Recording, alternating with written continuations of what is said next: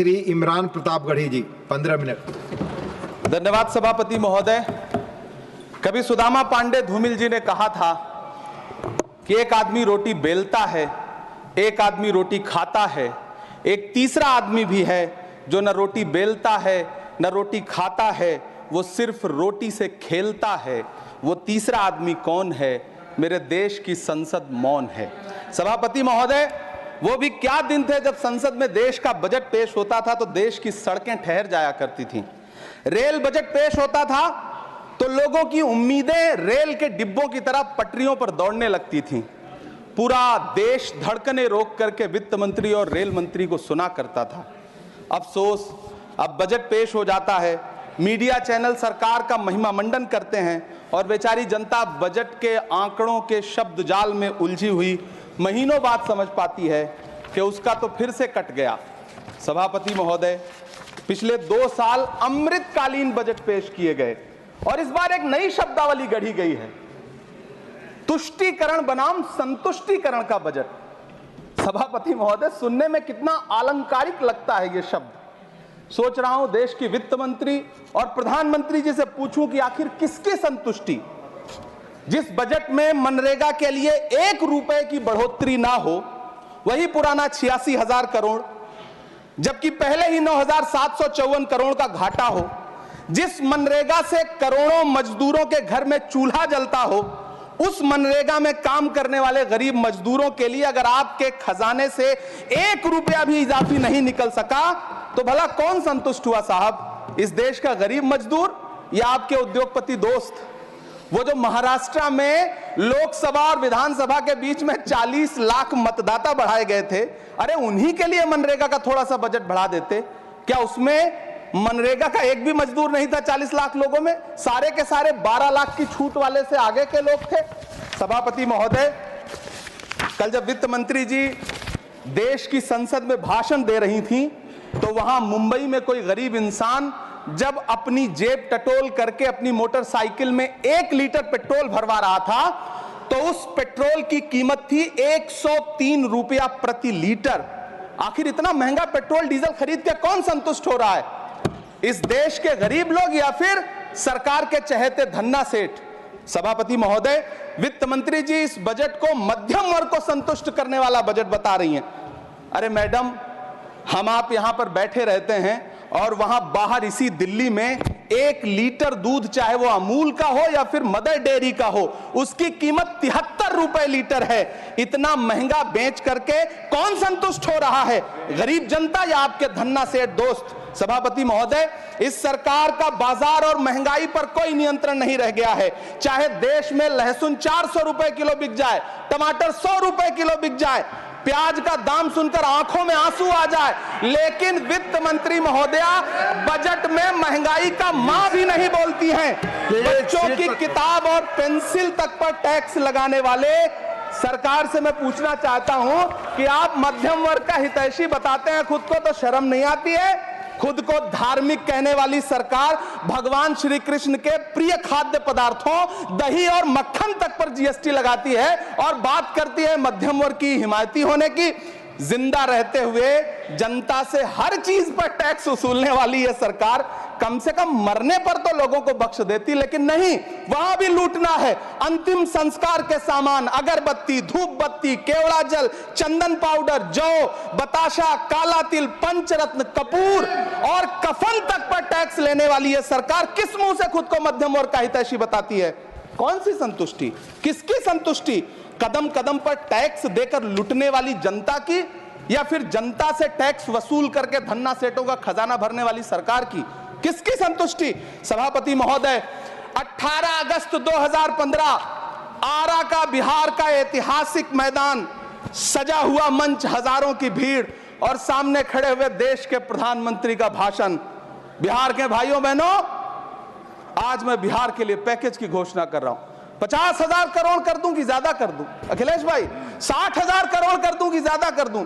70,000 करोड़ कर दूं कि ज्यादा कर दूं? 80,000 करोड़ कर दूं कि ज्यादा कर दूं? चलो, मैं बिहार को 1.25 लाख करोड़ का पैकेज दे रहा हूं। 10 साल हो गए सभापति महोदय, वही ढाक के 3 पात, बिहार आज भी विकास की बाट जोह रहा है। भाषण आज भी प्रधानमंत्री जी के यूट्यूब चैनल पर सुना जा सकता है। जो झूठ बोल के करता है मुतमईन सबको, वो झूठ बोल के खुद मुतमईन नहीं होता। सभापति महोदय, ये तो राहुल जी का असर है। कौन सा शब्द सर, कौन सा शब्द? झूठ। ठीक है सर, मिथ्या बोल करके, जो मिथ्या बोल के करता है मुतमईन सबको, वो मिथ्या बोल के खुद मुतमईन नहीं होता। ये राहुल जी का असर है। जो मखाना बोर्ड की घोषणा हुई, अखिलेश जी आपको याद होगा, भारत जोड़ो न्याय यात्रा में 30 जनवरी 2024 को बिहार के रंगभूमि मैदान में राहुल गांधी जी का पूर्णिया में भाषण था और उसमें मखाना को लेकर उन्होंने आवाज उठाई थी। ये उनका असर है कि आपको मखाना बोर्ड बनाना पड़ा, वरना तो आप मैखाना बोर्ड बनाने वाले लोग हैं। सभापति महोदय, बिहार को झूठे पैकेज और चुनावी दिलासे देना बंद करिए। आज भी जब कोसी में बाढ़ आती है तो पूरा सीमांचल बर्बाद हो जाता है। मैंने उस तबाही को अपनी आंखों से देखा है। 2016-17 की बाढ़ में अपने इन्हीं हाथों से राहत सामग्री बांटी है मैंने। अगर सच में बिहार के लिए कुछ करना चाहते हैं तो बिहार को बाढ़ से बचाने का प्रबंध करिए। पूर्णिया एयरपोर्ट 10 साल से बाट जो रहा है, घोषणा 2014 में हुई, बन के आज तक तैयार नहीं हुआ। अलीगढ़ मुस्लिम विश्वविद्यालय का किशनगंज सेंटर बजट के अभाव में दम तोड़ता जा रहा है। मैंने पिछले बजट सत्र में भी आवाज उठाई थी, आज फिर वित्त मंत्री जी से अनुरोध करना चाहता हूं दामन फैला करके कि अलीगढ़ मुस्लिम विश्वविद्यालय का किशनगंज सेंटर बन जाने दीजिए। आखिर कौन सी नफरत है? ये मुल्क हमारा भी है, इस मुल्क की मिट्टी में हमारा भी खून पसीना शामिल है। हमसे इतनी भी क्या नफरत? रिश्तों की ये नाजुक डोरें तोड़ी थोड़ी जाती हैं, अपनी आंखें दुखती हो तो फोड़ी थोड़ी जाती हैं। सभापति महोदय, अल्पसंख्यक मंत्रालय का बजट काटकर मौलाना आजाद नेशनल फेलोशिप बंद कर देना, प्री मैट्रिक स्कॉलरशिप बंद कर देना, नई मंजिल योजना बंद करना, धरोहर योजना बंद करना। 2024-25 के बजट में माइनॉरिटी मिनिस्ट्री के लिए 3183 करोड़ रुपए की घोषणा हुई, लेकिन देश को हैरत होगी कि बाद में समीक्षा करके लगभग आधा कर दिया गया, 1868 करोड़ रुपए। मुझे सरकार से पूछना है कि कौन संतुष्ट हुआ? इस देश का अल्पसंख्यक संतुष्ट हुआ है या आप संतुष्ट हुए? किसका संतुष्टिकरण? सभापति महोदय, मैं प्रधानमंत्री जी से कहना चाहता हूं कि आप ही ने 1 मार्च 2018 को किंग अब्दुल्ला को, जॉर्डन के किंग अब्दुल्ला को मेहमान बना करके इसी दिल्ली में एक कॉन्फ्रेंस में कहा था कि मैं मुसलमानों के एक हाथ में कंप्यूटर और दूसरे हाथ में कुरान देना चाहता हूं। कंप्यूटर देने की बात तो छोड़िए, पढ़ाई के लिए जो स्कॉलरशिप मिल रही थी उसको भी छीन लिया आपने। किसको संतुष्ट करने के लिए? हम समझते हैं इस साजिश को। आप माइनॉरिटी मिनिस्ट्री का बजट काटते काटते एक दिन मिनिस्ट्री को ही बंद कर देना चाहते हैं। वो जहर देता तो सबकी नजर में आ जाता, सो ये किया कि हमें वक्त पर दवाएं न दी। सभापति महोदय, मैं तो वित्त मंत्री जी से पूछना चाहता हूं आपके माध्यम से कि शायद आपको पता ही नहीं है कि गृहस्थी चलाने वाली एक गृहिणी की मुश्किलें क्या क्या होती हैं। आपने कभी सोचा भी नहीं होगा कि जब वो किचन में सब्जी बनाने के लिए कढ़ाई में तेल डालती है तो उसके साथ उसके आंसू भी गिरते हैं। सभापति महोदय, शायद उन्हें पता भी ना हो कि एक छोटी सी गाड़ी और एक छोटे से फ्लैट का EMI भरने के बाद इस देश का एक गरीब इंसान जब अपने बच्चों की फीस भरने के बारे में सोचता है तो उसे कितनी खुशियों का गला घोंटना पड़ता है। शायद उनको पता भी नहीं है कि फसल बेच करके बिटिया की शादी का सपना सजाने वाला किसान जब अपनी फसल बर्बाद देखता है तो कितनी रातें सो भी नहीं पाता है। सभापति महोदय, शायद वो कभी इस पीड़ा को समझ ही नहीं पाएंगी कि परिवार के किसी एक सदस्य को कैंसर जैसी बीमारी हो जाए तो घर और जमीनें गिरवी रख उठती हैं लेकिन इलाज नहीं हो पाता। सभापति महोदय, इसी देश की संसद में कभी स्वर्गीय सुषमा स्वराज जी ने कहा था कि जब देश की करेंसी गिरती है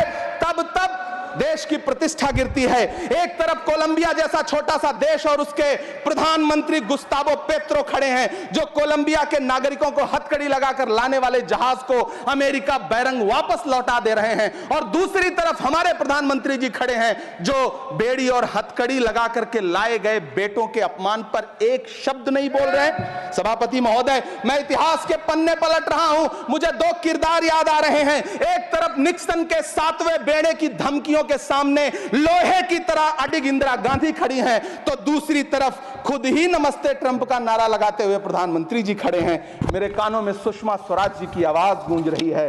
बहुत कम बोलने वाले डॉक्टर मनमोहन सिंह ने बहुत ज्यादा बोलने वाले प्रधानमंत्री जी को जब देश की बागडोर सौंपी थी तो $1.58 का था, आज 85 से 87 के बीच में झूल रहा है। इन दिनों रुपए की अहमियत गिरती है तो न तो देश की प्रतिष्ठा गिरती है ना प्रधानमंत्री की गरिमा। जिस देश में 80 करोड़ लोगों को 5 किलो राशन के लिए कतारों में लगना पड़ता हो, उस देश में यह सरकार 12 लाख तक के टैक्स न लेने के लिए अपनी पीठ थपथपा रही है। हुकूमत इस कदर आवाम पर एहसान करती है, ये आंखें छीनती है और चश्मे दान करती है। सभापति महोदय, महाराष्ट्र का भिवंडी हो, मालेगांव हो, इचलकरंजी हो, यूपी का बनारस हो, मुआयमा हो, मुबारकपुर हो, रांची का छोटा नागपुर हो, बिहार का भागलपुर हो, हर जगह बुनकरों की उम्मीदें तोड़ रही हैं, लेकिन इस सरकार के पास उनके लिए कुछ भी नहीं है। मुरादाबाद का पीतल उद्योग, कानपुर का चमड़ा उद्योग, सहारनपुर का लकड़ी उद्योग, फिरोजाबाद का चूड़ी उद्योग, अलीगढ़ का ताला उद्योग, सब सरकारी प्लानिंग से तबाह हो रहे हैं। इन तमाम के बीच सरकारी सपोर्ट से बस एक उद्योग फल फूल रहा है, नोएडा का नफरत उद्योग। सभापति महोदय, जिस देश में 40 से 45% मेडिकल फैकल्टी की सीट खाली हो, वहां बजट में 75,000 नए मेडिकल सीट्स का ऐलान हो रहा है। सरकार बहादुर, कम से कम इस देश के पढ़े लिखे युवाओं को तो मूर्ख समझना बंद करिए। वो अब तिजारती पहलू निकाल लेता है। पहले 7500 मेडिकल सीट्स बाद में बनाइएगा, पहले जो एम्स में 2161 पद खाली पड़े हैं उनको तो भर दीजिए।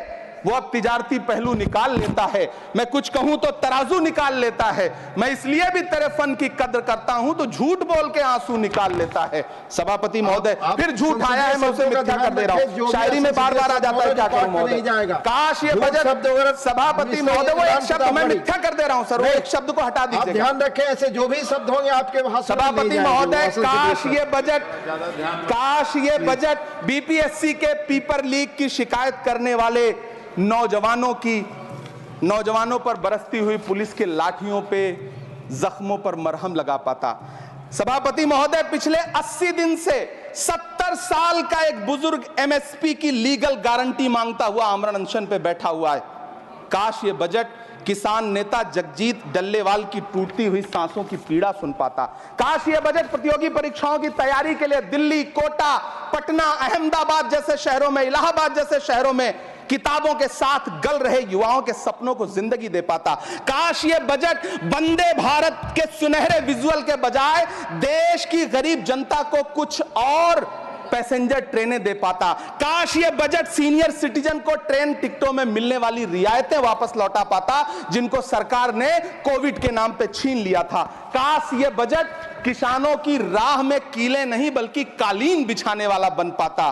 काश ये बजट सरकारी मालिकों को यह समझा पाता कि नेहरू को कोसने से अर्थव्यवस्था नहीं सुधरेगी, उसके लिए डॉक्टर मनमोहन सिंह साहब की अर्थ नीति अपनानी पड़ेगी। पिछले 11 साल से नेहरू जी को कोस रहे हैं, आखिर कब तक कोसिएगा? थोड़ा पंडित नेहरू जी के बारे में पढ़िए, तब पता चले कि पंडित नेहरू की शख्सियत का नाम है। दुनिया का पहला ऐसा राजनेता जिसने अपनी जिंदगी की आजादी के लिए, देश की आजादी के लिए 3259 दिन अंग्रेजों की जेल में बिताए। पंडित नेहरू एक ऐसे महान शख्स जिनके पिता पंडित मोतीलाल नेहरू, जिनकी बहन विजय लक्ष्मी पंडित, जिनके बहनोई पंडित रंजीत सीताराम, जिनकी बेटी इंदिरा गांधी, जिनके दामाद फिरोज गांधी, सब ने अंग्रेजों से लड़ते हुए स्वतंत्रता आंदोलन में जेल काटी। आप किस मुंह से उनकी लकीर छोटी करने की बात करते हैं? नहीं कर पाइएगा, 7 जन्मों में नहीं कर पाइएगा, क्योंकि जिस्म की मौत कोई मौत नहीं होती है। जिस्म मिट जाने से इंसान नहीं मर जाते, धड़कने रुकने से अरमान नहीं मर जाते, सांसें थम जाने से ऐलान नहीं मर जाते। जिस्म की मौत कोई मौत नहीं होती है। सभापति महोदय, मैं आपके सामने खड़ा होकर के एक बहुत छोटी सी कहानी सुनाना चाहता हूं कि महान बादशाह सिकंदर ने जब यूनान फतेह किया तो जीत का जश्न मनाने के लिए शहर की सड़कों पर निकला, तो उसने देखा कि पूरा शहर तो जश्न मना रहा है, एक फकीर सड़क के किनारे चादर तान के सो रहा है। सिकंदर को गुस्सा आया, घोड़े से उतरा, उस फकीर के पास गया और उसे सोता देख करके उसे जोर की एक लात मारी और लात मार के कहा कि क्यों रे फकीर, मैंने यूनान फतेह कर लिया, लोग जश्न मना रहे हैं और तू सो रहा है। उस फकीर ने उन्नीदी आंखों से सिकंदर को देखा और देख करके कहा कि शहर जीतना बादशाहों का काम है, लेकिन लात मारना तो गधे का काम है। सभापति महोदय, गरीब जनता को लात मारना बंद करिए। ये अमीरों के लिए बनाया गया बजट है, ये निराशाजनक बजट है। हम अमृतकाल सुनते आ रहे थे, ये अमृतकाल इतनी जल्दी समाप्त हो गया कि अब अमृतकाल का कोई नाम तक नहीं लेना चाहता है। इसलिए मैं इस सदन में खड़ा होकर के देश की वित्त मंत्री महोदया से कहना चाहता हूं कि आपने अल्पसंख्यकों के बजट में जो कटौती की है उसको बहाल करिए। आपने मनरेगा को जो स्थिर रखा है उसका घाटा 9,754 करोड़ है, कम से कम उतना बढ़ा करके फिर से उसे बहाल करिए। नौजवानों के लिए रोजगार दीजिए, किसानों को एमएसपी की लीगल गारंटी दीजिए। यही मैं आपसे अपील कर रहा हूं। धन्यवाद सर, आपने इतना जो समय दिया उसके लिए शुक्रिया। माननीय श्री बाल योगी